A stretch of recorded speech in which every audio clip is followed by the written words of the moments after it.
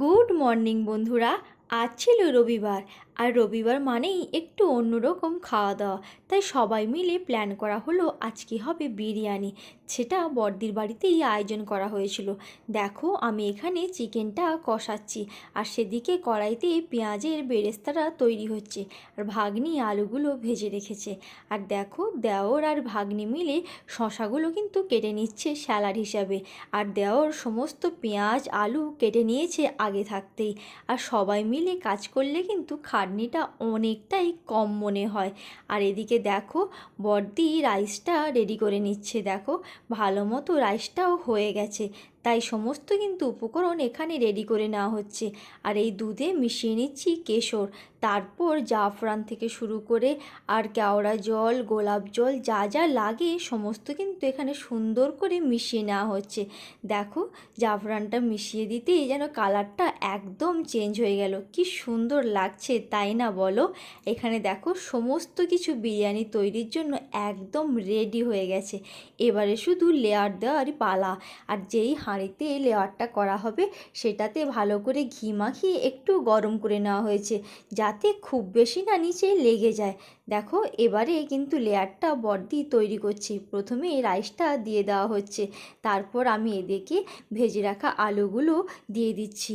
আর বিরিয়ানির আলু খেতে কি সুন্দর লাগে তাই না বলো। কার কার ভালো লাগে কমেন্ট করে কিন্তু জানিও।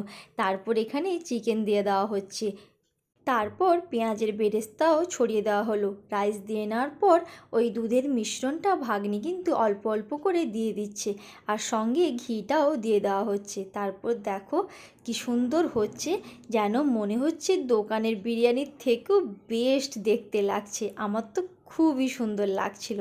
দেখো পুরো লেয়ারটা কমপ্লিট হয়ে যাক, তোমাদের দেখাচ্ছি ফাইনাল রূপটা কেমন এসেছে। এই দেখো সব কিছু কিন্তু সুন্দর করেই সাজিয়ে নেওয়া হচ্ছে, আর একটা বাটিতে আটাও মেখে নেওয়া হয়েছে। দেখো এখানে তেজপাতা থেকে শুরু করে সমস্ত কিন্তু আমরা দিয়ে দিচ্ছি, যাতে বিরিয়ানিটা দেখতেও যেমন সুন্দর হয় আর খেতেও যেমন অসাধারণ হয়। দেখো সুন্দর করে কিন্তু সাজানো কমপ্লিট। এবারে সবাই মিলে হাঁড়ির চাপাটা বন্ধ করে আটাটা ভালো করে আটকে দিলাম। তারপরে আর কি দম দেওয়ার পালা। দমটা দেওয়া হয়ে গেলেই বিরিয়ানি আমাদের রেডি। দেখো বলতে বলতে কিন্তু সবাই খেতেও বসে পড়েছে। আর সত্যি বলতে বিরিয়ানিটা অসম্ভব সুন্দর হয়েছিল। তারপর সন্ধেবেলায় আমি, তোমাদের দাদাভাই আর বড়দি মিলে গিয়েছিলাম একটু মলে, একটুখানি দরকার ছিল। তাই তাড়াতাড়ি কোনো মতে বেরিয়ে চলে যাচ্ছি মলে, যেহেতু এখান থেকে কিছুটা হাঁটতে হয় আমাদের। আর যেহেতু সন্ধ্যা হয়ে এসেছিল, লাইটটা জ্বালার পরে আকাশটাকে কি সুন্দর লাগছিল। আমার তো এই রকম প্রকৃতির রূপ দেখতে খুবই ভালো লাগে। তারপর আর কি হাঁটতে হাঁটতে রাস্তা ক্রস করে একদম চলে এসেছি মলের দিকে। দেখো প্রকৃতিটা, সিনারিটা কি সুন্দর লাগছে। তারপর পৌঁছে গেলাম সেই মলে। আর যেহেতু ওই দিন রবিবার ছিল, প্রচুর ভিড় ছিল।